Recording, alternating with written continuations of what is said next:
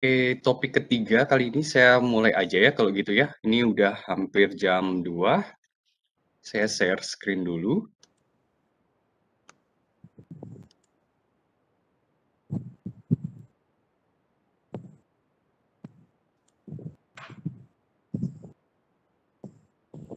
Ya, udah kelihatan ya? Baik, perkenalkan nama saya Dr. Gigi Riki Kristanto. Pada kesempatan kali ini saya akan membahas tentang oral health and interprofessional collaborative practice.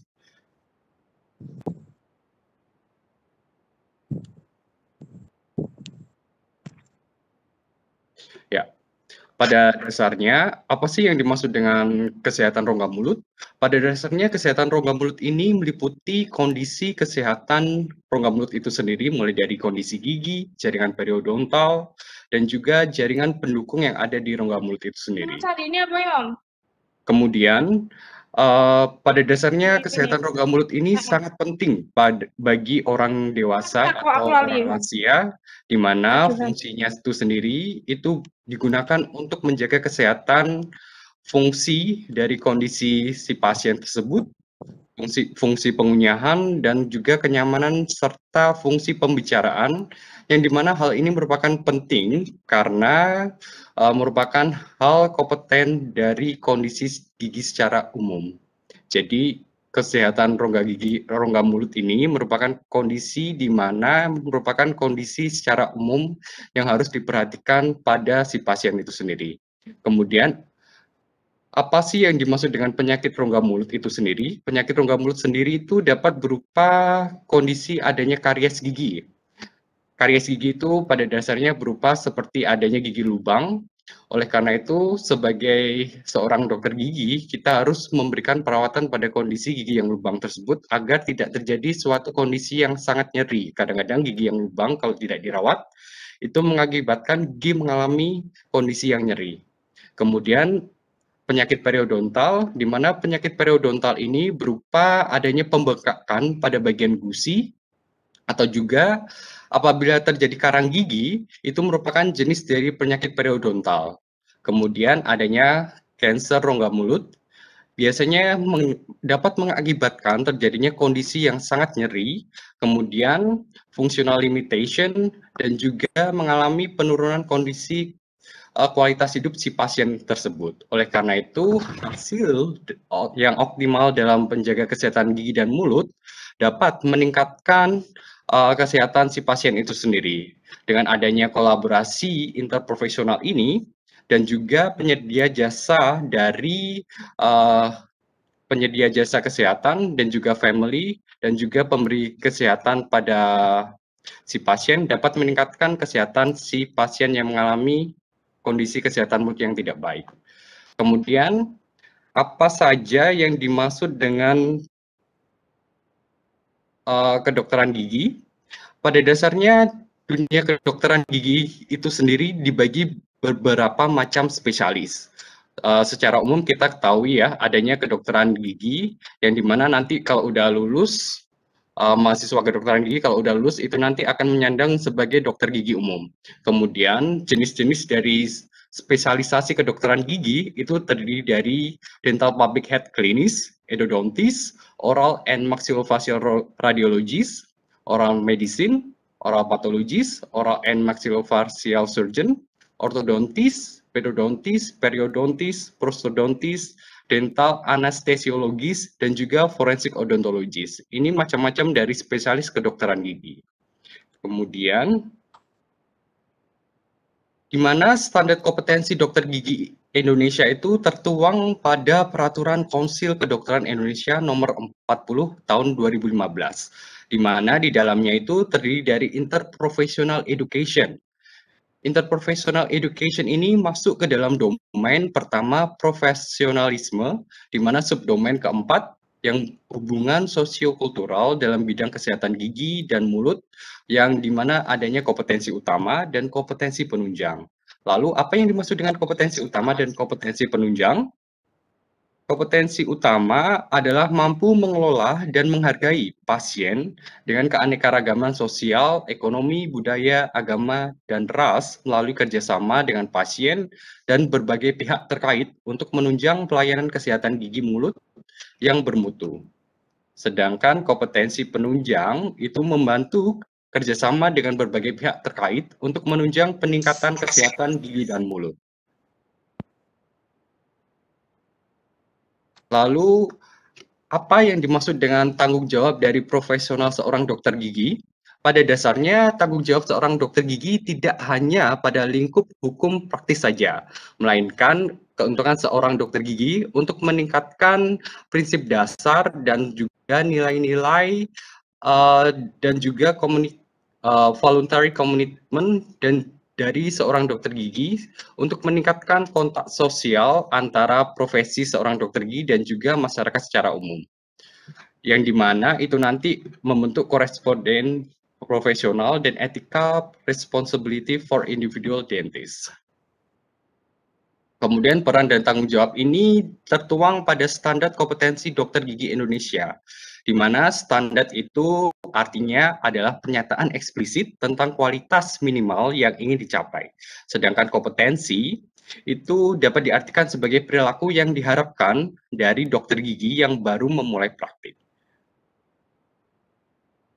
Ini adalah konsep dari main responsibility, di mana ada 3 aspek penting, yaitu adalah pasien, adanya masyarakat secara umum, kolega, dan juga profesi yang lainnya. Jadi, pada konsep ini saling berhubungan. Sebagai contoh, saya akan menjelaskan tentang adanya pasien seperti mengalami geriatrik pasien. Jadi, kolaborasi interprofesional kolaborasi praktis improve patient outcome in geriatric patient care itu terdiri dari 3 komponen penting ya. Yang pertama ada core competency, karakteristik, dan geriatric oral health. Di mana dapat dilihat, ini ada tabel pertama ya, ada value and ethic for interprofessional practice, role and responsibility, interprofessional communication, team and teamwork, di mana sebagai contoh pada role and responsibility. Jadi pada general karakteristiknya, kita harus memahami skill pada setiap profesi yang lainnya. Jadi kita harus menghargai juga dan yang dimana fungsi dari skill masing-masing profesi ini dapat meningkatkan kesehatan si pasien itu sendiri.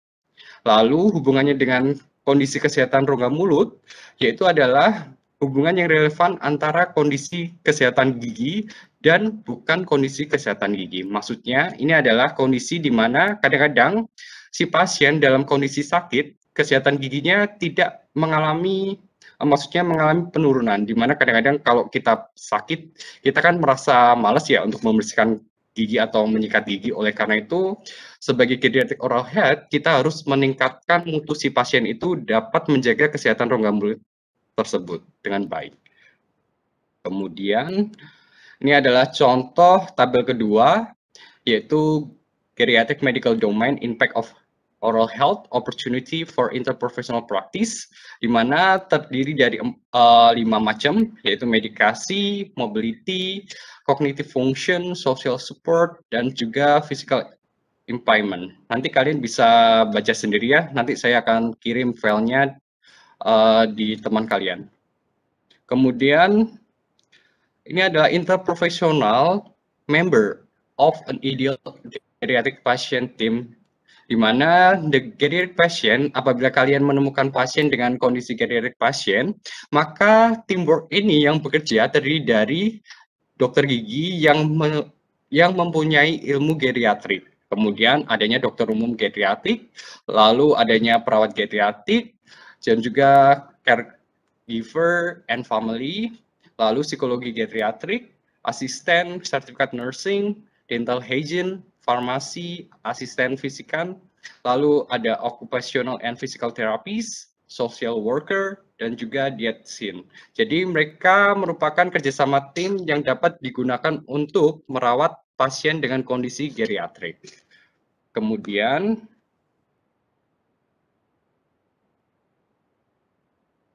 ini adalah misconception di mana kebanyakan orang kalau melakukan perawatan ke dokter gigi itu selalu memikirkan gigi yang lubang aja, itu salah.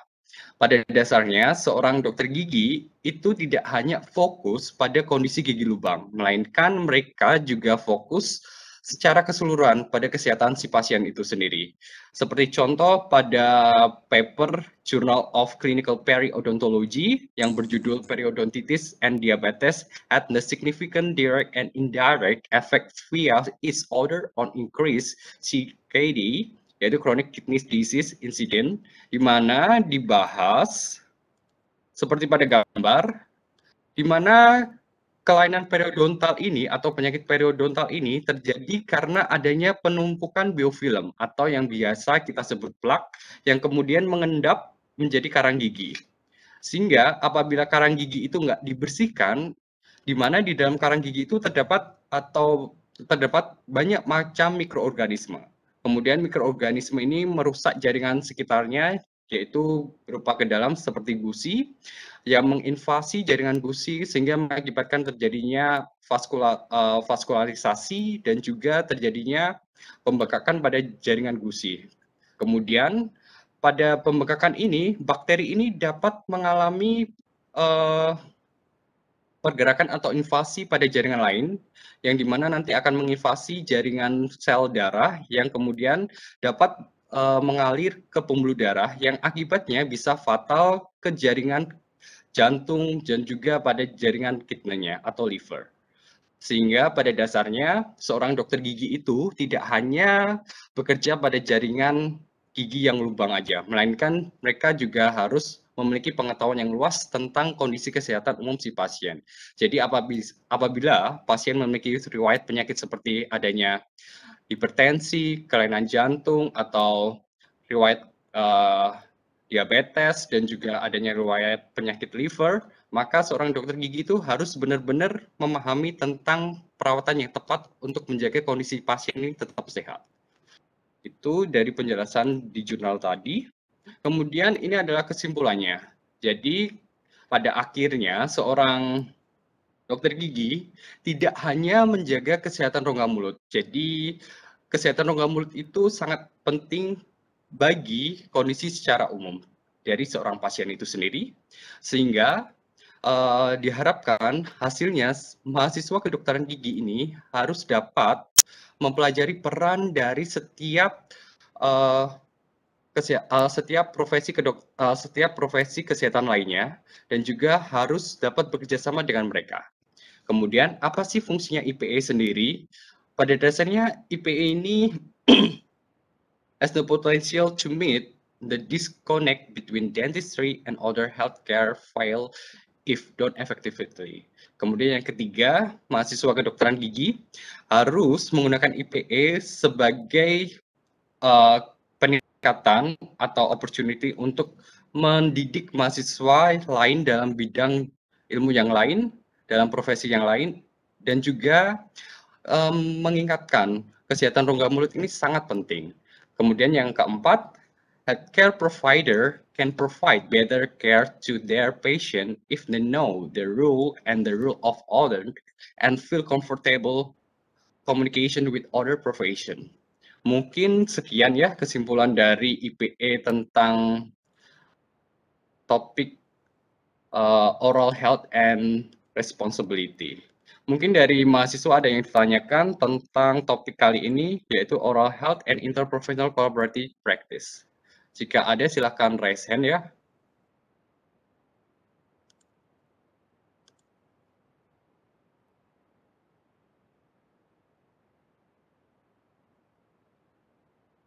Atau silakan suaranya di-on-kan, silakan bertanya. Saya tunggu ya sampai jam 14.20. Silakan bagi mahasiswa yang ingin menanyakan tentang apa sih yang dimaksud dengan oral health and interprofessional collaborative practice.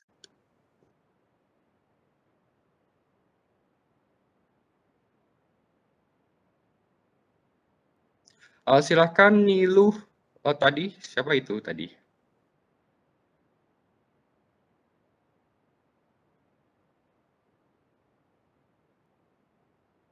Mungkin dari mahasiswa lain ada yang tanyakan?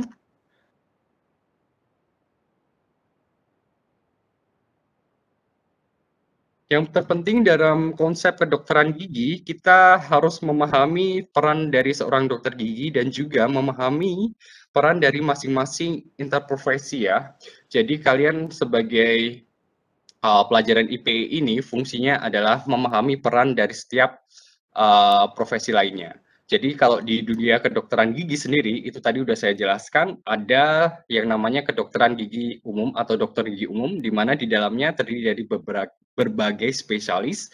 Jadi semisal seperti apabila ada kasus seperti apa namanya bibir sumbing. Biasanya bibir sumbing ini si pasien kan akan melakukan operasi ya. Operasi ini dilakukan di rumah sakit, di mana yang akan melakukan tindakan ini adalah dokter spesialis kedokteran gigi yang mempunyai spesialis bedah mulut. Oleh karena itu, biasanya dokter spesialis bedah mulut ini tidak bisa bekerja sendiri, karena biasanya di OK sendiri atau ruang operasi itu terdiri dari perawat, adanya dokter umum, spesialis kadang-kadang ada spesialis bedah plastik juga, terus ada anestesi, spesialis dokter umum anestesi. Kemudian adanya kadang-kadang juga nanti ada asisten perawat. Biasanya mereka akan bekerja sama untuk menjaga kondisi si pasien setelah selesai perawatan operasi. Kemudian setelah selesai perawatan operasi ini, pasien kan dimasukkan ke dalam ruang rawat inap. Di ruang rawat inap ini, pasien kadang-kadang juga tidak sembarangan diberikan makanan. Makanya oleh karena itu, kebanyakan adanya nutrisi atau biasanya program nutrisi atau ya sarjana nutrisi ya kalau nggak salah itu ada, itu nanti akan memberikan konsumsi makanan yang lebih baik kepada pasien itu sendiri. Lalu ada juga perawat yang akan selalu membantu pemberian perawatan setiap harinya dan juga adanya peran dari farmasi itu sendiri, apoteker. Di mana peran apoteker ini memberikan obat-obat yang dapat digunakan si pasien itu apabila setelah melakukan pembedahan yang fungsinya agar mengalami proses penyembuhan yang cepat, pemberian obat-obat itu tadi.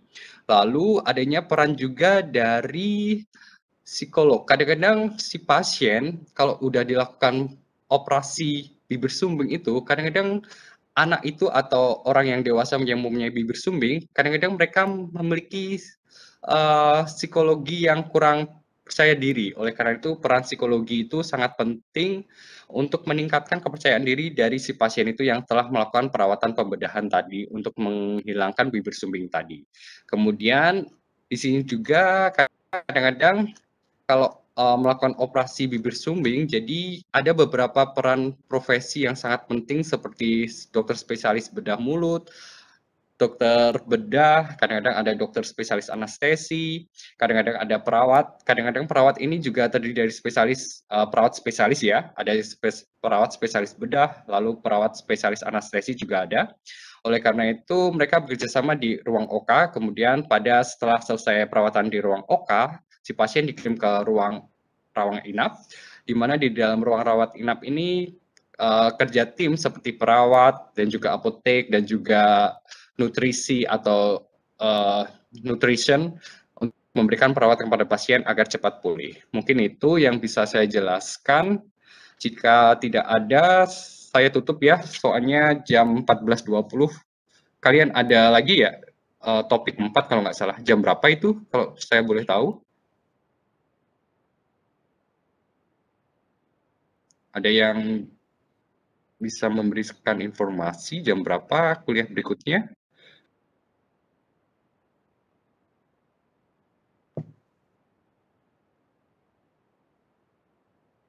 Jam 13. Baik. Oh, jam 3 ya, jam 15 ya. Oke. Baik. Silakan dalam waktu ini mungkin ada pertanyaan, silakan kalau ingin dipertanyakan tentang kedokteran gigi dari jurusan lain, mungkin ada yang ingin menanyakan.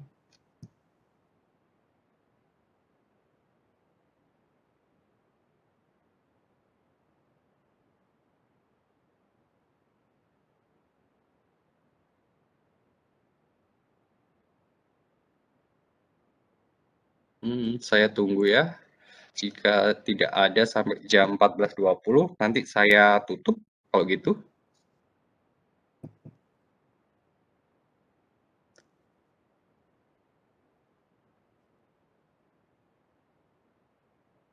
Kalau saya boleh tahu siapa ini ketua kelompoknya masing-masing, bisa WA saya ya, nanti saya kirimkan ke salah satu PPT-nya ke salah satu kalian, dari kalian nanti tolong dibagikan, biar saat ujian bisa mempelajari PPT tadi.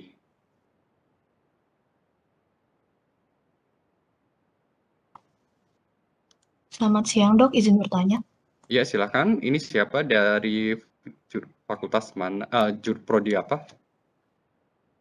Baik dok, terima kasih atas waktunya. Sebelumnya perkenalkan, saya Niputra Sriswandewi dari program studi ilmu dari PSSI KPN, program studi ilmu keperawatan. Jadi di sini saya izin bertanya dok terkait dengan profesi dokter gigi ini sendiri.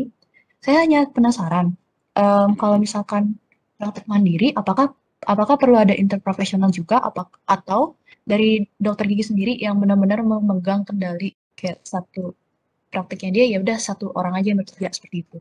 Apakah di sana perlu juga ada kolaborasi kah atau bagaimana dok? Terima kasih. Ya, terima kasih untuk pertanyaannya.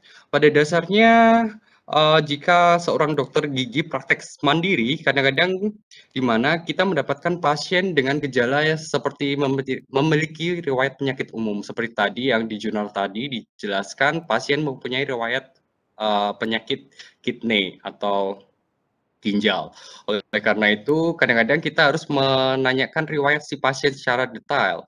Jadi, semisal pasien mempunyai kondisi hipertensi juga, kita biasanya sebagai dokter gigi yang praktik secara umum akan merujuk pasien itu ke dokter dokter umum untuk mengetahui apakah pasien ini sudah mempunyai kondisi yang normal. Jika kondisinya tidak normal, kadang-kadang jika dilakukan perawatan itu nanti dapat mengakibatkan hal fatal pada si pasien itu sendiri.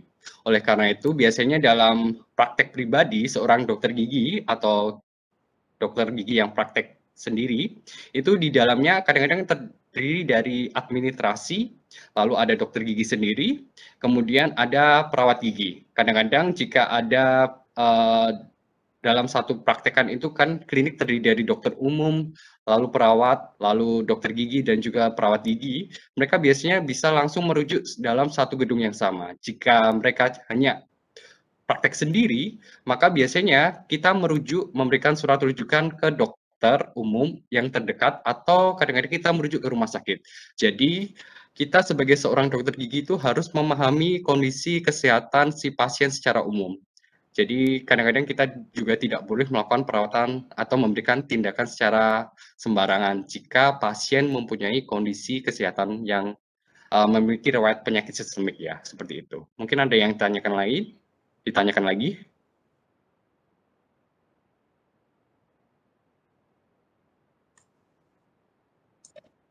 Mungkin dari saya sudah cukup dok, ini sudah cukup menjawab. Terima kasih banyak dok atas jawabannya.